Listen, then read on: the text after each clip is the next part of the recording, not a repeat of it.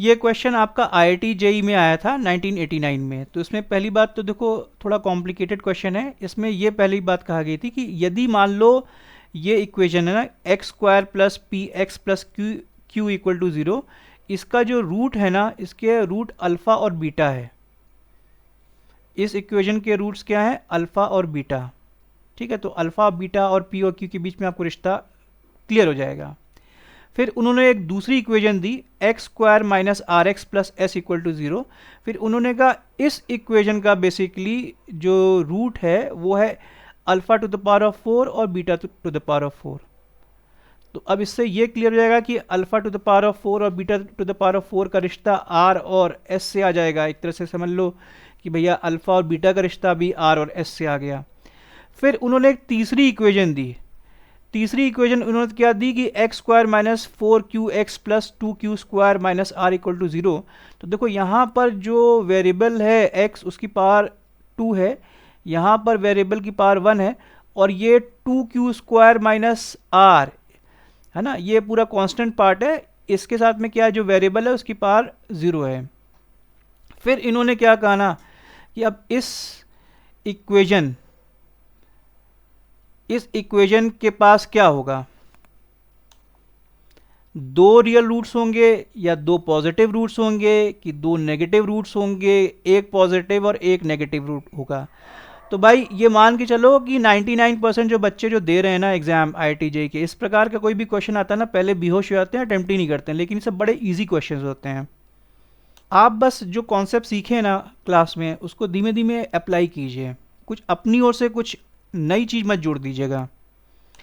तो आपको मैं ऑलरेडी बता चुका हूँ। मान लो इक्वेशन ये क्वाड्रेटिक है, A X square plus B X plus C equal to zero. तो सीधे सीधे आपने देखा कि वेरिएबल की पावर हाईएस्ट पावर क्या है, 2। तो इसका मतलब इस इक्वेशन की जो मैक्सिमम रूट्स हो सकते हैं ना, वो 2 होंगे। तो मान लो हमने इन दोनों रूट्स को मान लिया अल्फ़ा और बीटा। तो ये दोनों रूट को जब हम लोग प्लस करते हैं ना, तो बेसिकली क्या होता है, जैसे कि अब एक्स स्क्वायर वाला जो है ना कोफिशिएंट, वो हमेशा क्या रहेगा, वो डिनोमिनेटर में रहेगा। और जब हम प्लस कर रहे हैं ना, तो यहाँ पर समझ लो पावर 1 है, ठीक है। तो यहाँ पर क्या हो जाएगा, माइनस, अब एक्स स्क्वायर से जो जस्ट नीचे वाला जो पावर रहेगा ना, वो x to the power of 1, उसका जो कोफिशिएंट होगा उसको माइनस से मल्टीप्लाई करो, अपॉन एक्स स्क्वायर के कोफिशिएंट से डिवाइड कर दो।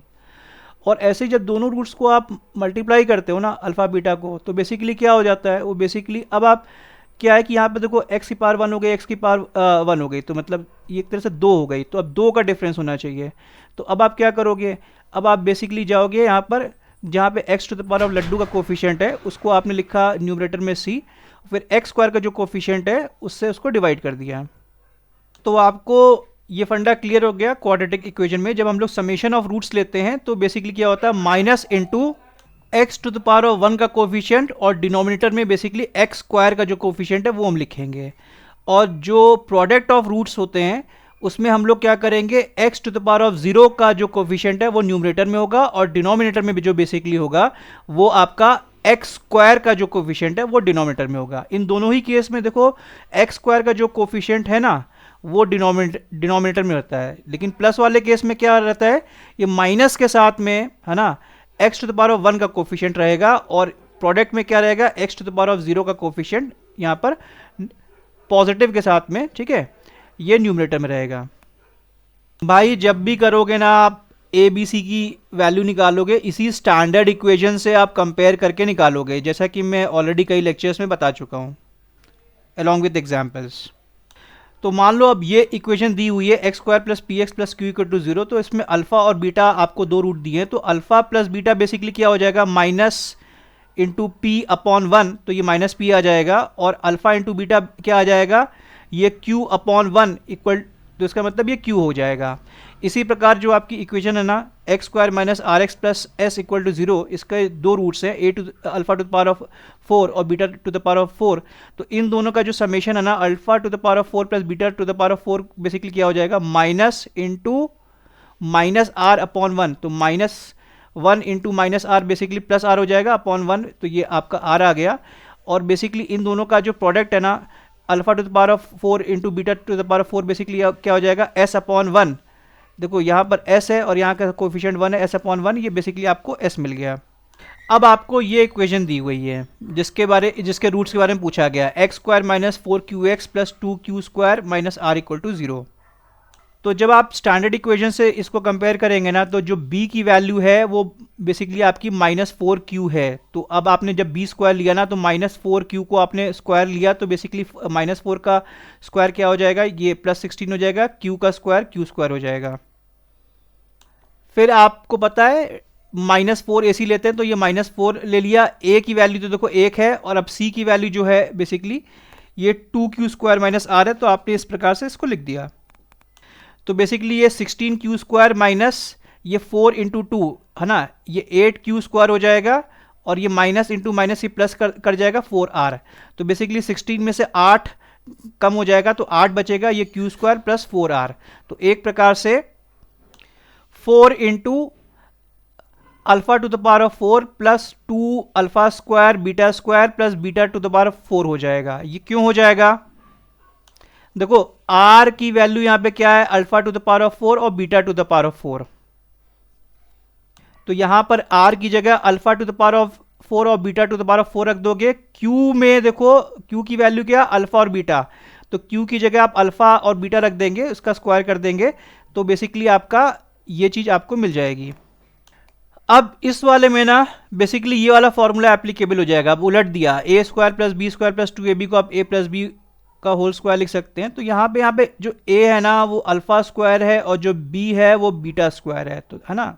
तो बेसिकली अब ये क्या हो जाएगा, डिस्क्रिमिनेंट आपका 4 इंटू ये ब्रैकेट के अंदर alpha square plus beta square, और ये इसका स्क्वायर हो जाएगा। तो डेफिनेटली अब आपको ये पता है कि भैया अल्फा बीटा की कोई भी वैल्यू है, तो पहले तो यही पॉजिटिव हो गई, ये पॉजिटिव हो गई, ठीक है, और ऊपर से एक और बार स्क्वायर हो गया। तो कहने का मतलब ये डेफिनेटली ये जो वैल्यू है ना वो पॉजिटिव ही होगी। पॉजिटिव का मतलब क्या है कि वो ग्रेटर देन 0 ही होगी डेफिनेटली। और इस इक्वेशन का जो डिस्क्रिमिनेंट है वो ये है, मतलब बी स्क्वायर माइनस 4ac है ना की वैल्यू ये है। अब अंडर रूट के अंदर में इसको डाल दोगे ना, और अंडर रूट के अंदर इस पूरे को डाल दिया, तो अंडर रूट के बाहर क्या निकलेगा, ये 2 निकलेगा, और ये alpha square plus beta square निकलेगा। ये बेसिकली यहाँ पे दिया हुआ है। अब इस इक्वेशन में अब आपको पता है भैया ये b की वैल्यू क्या है, b की वैल्यू आपको पता है -4q है। तो अब यहाँ पे तो -b होता है, तो -b में आप क्या लिखोगे, -1 इंटू -4q। तो -1 इंटू -4q बेसिकली क्या हो जाएगा, -1 और -4 मिल करके है ना पॉजिटिव 4 बना देंगे, और q एज इट इज यहाँ पे आ जाएगा। और बेसिकली एक्स स्क्वायर का कोफिशिएंट क्या है, 1। तो यहाँ पे हम 2a लिखते थे है ना, 2 इंटू एक्स स्क्वायर का कोफिशिएंट, तो 2 तो वैसे आ गया, एक्स स्क्वायर का कोफिशिएंट 1 है, तो यहाँ पर 1 लिख दिया, 2 इंटू 1 2 आ गया। तो अब बेसिकली जो डिनोमिनेटर का 2 है ना, उससे इस 2 की हत्या कर दो, इस 2 से इस 2 को हत्या करोगे तो बचेगा 2q। तो अब ये आ गया आपके पास 2q प्लस माइनस ये ब्रैकेट के अंदर alpha square plus beta square. अब आपने क्या किया ना, यहाँ पे q की वैल्यू क्या है, अल्फा बीटा आपने निकाली हुई है, तो q की वैल्यू अल्फा बीटा आपने रख दी, तो ये 2 alpha beta plus minus alpha square plus beta square है ना, ये चीज़ हो गई। तो basically 2 alpha beta plus minus और ब्रैकेट के अंदर alpha square plus beta square के दो तरीके हो सकते हैं। मतलब एक तो ये हो जाएगा 2 अल्फा बीटा, और यहाँ हमने प्लस लिया तो plus alpha square plus beta square, और दूसरा हो सकता है 2 अल्फा बीटा, अब हमने माइनस साइन लिया तो ये alpha square plus beta square ये ब्रैकेट के अंदर।